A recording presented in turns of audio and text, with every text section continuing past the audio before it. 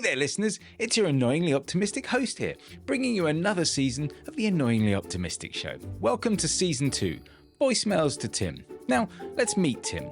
He's been running his own small business for almost 3 years now, and let's just say he's hit a bit of a rough patch. You know how it is. Sometimes you get so stuck, you make yourself busy and just avoid finding the real problems. Well, that's Tim. So as a good friend, I decided to leave him a daily voicemail, if I can't get hold of him, filled with nuggets of inspiration, insight and wisdom, and downright brilliant ideas to help get him unstuck. Every day, in just under 10 minutes, I'll share some tips, tricks, and a healthy dose of optimism to get Tim, and maybe even you, back on track. Because let's face it, we're all a little tired, in need of help, and muddling through. So here we go. Oh wait, never mind. Tim's being busy. Here's the voicemail I left him today. Hi Tim, sorry I missed you again.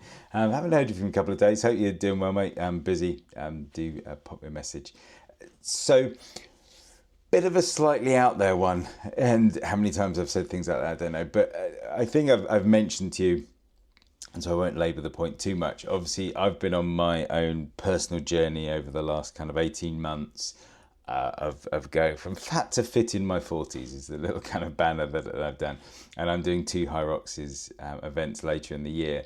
So kind of fitness training and health has been a huge part of my life over the last 18 months. And I've realised how vitally important and how inextricably linked, you know, the health, exercise, fitness, all of that is with running a business.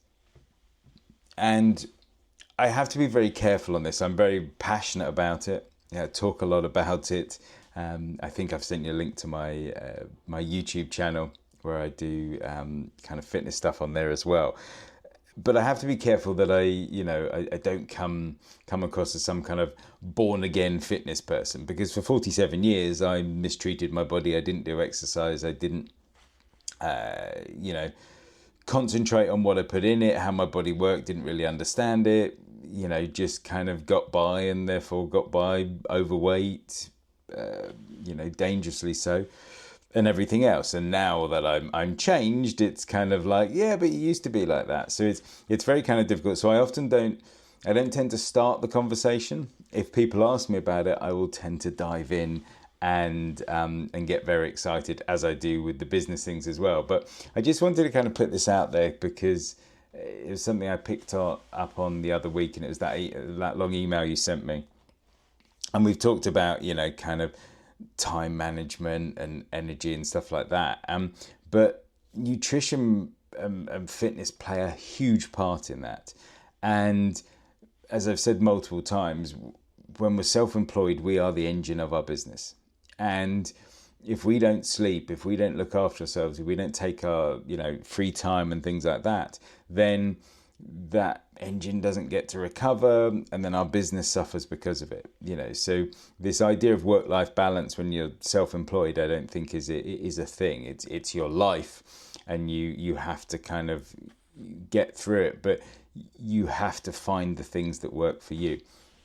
And this is where nutrition and fitness comes in. And so, what you put in your body makes a massive difference. I've talked about, cutting out sugar, going for a walk at 2:30 in the afternoon when you have that dip, when you feel a bit, I've talked about using caffeine as a natural stimulant as part of a healthy diet to kind of do that. And I just wanted to come back to this whole kind of fitness and nutrition idea, because it's in the news a lot at the moment, and has been for a while now, about ultra processed food and these ideas. If you're eating something that's got more than 5 ingredients that you don't have in your kitchen or wouldn't have in your kitchen, then it's ultra processed. And that ultra processed food is linked to allergies. It's certainly linked to kind of cancer, obesity, diabetes, and all of these kind of things, because we're eating things that our bodies just haven't worked out how to adapt to. And they're tasty. They feel nice in the moment. They're the things that we reach for, particularly if we're busy and we're out and about. It becomes very kind of difficult. But taking the time to actually stop and, really take account of what we're actually eating and realizing what we put on our body. And one of the things that I was going to suggest, without going too, kind of crazy and out there, but 100% this will make a difference, is keep a food diary. It sounds like a bit of a faff, but if you keep a food diary for 2 weeks, but there's a couple of important things, and I think I remembered you before, and I think I sent you one, but if you can't find it, I've got this worksheet of this thing called Routine Spark, which is kind of like a daily routine, which can be kind of used for this. Because there's two things. It's not just about keeping a food diary. The other thing you want to do is you want to keep like an energy diary, for whatever, if such a thing even exists. The idea being is, if you note down what you're eating every day, just without making any changes, just writing down so that you can look back and know what that is. Writing down what you eat every day. Also write down the amount of sleep you're getting every day. Over this 2 week period, and then also write down in the morning, afternoon and evening how you're actually feeling. Are you feeling really energized that day? Are you feeling a bit kind of, are you feeling tired or whatever? By tracking those things for 2 weeks, one kind of, it's not a placebo effect, but one thing happens when you track something instinctively, you will improve things a little bit. Because if you're about to reach for that pack of biscuits or that piece of cake or something like that, and you're doing a food diary, you'll go, I've got to write it down. Maybe I'll kind of skip that. So you will naturally improve some of those things. If you know you're tracking your sleep, now again, there's no point lying because it's only you that's gonna kind of see this.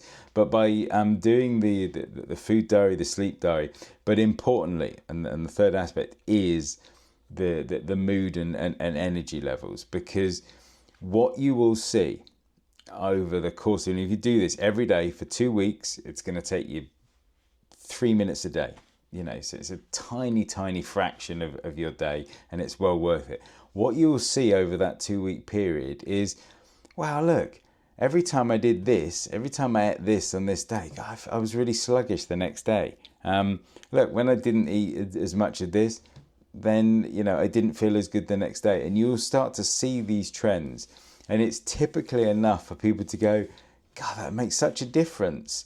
Look at these days compared to those days. Because we know sleep makes a difference, but food is often that hidden difference, because we're not intentional about what we put in. We kind of eat what we're used to eating. We get into those habits, good or bad, without acknowledging the fact that that's the thing that makes you feel, better or worse.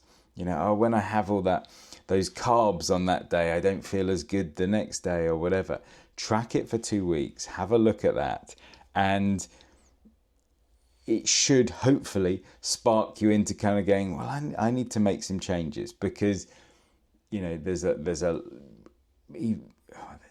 huge body of science, but a growing, and it's been a popular thing over the past couple of years now, particularly if you're over 40s, resistance exercise and protein.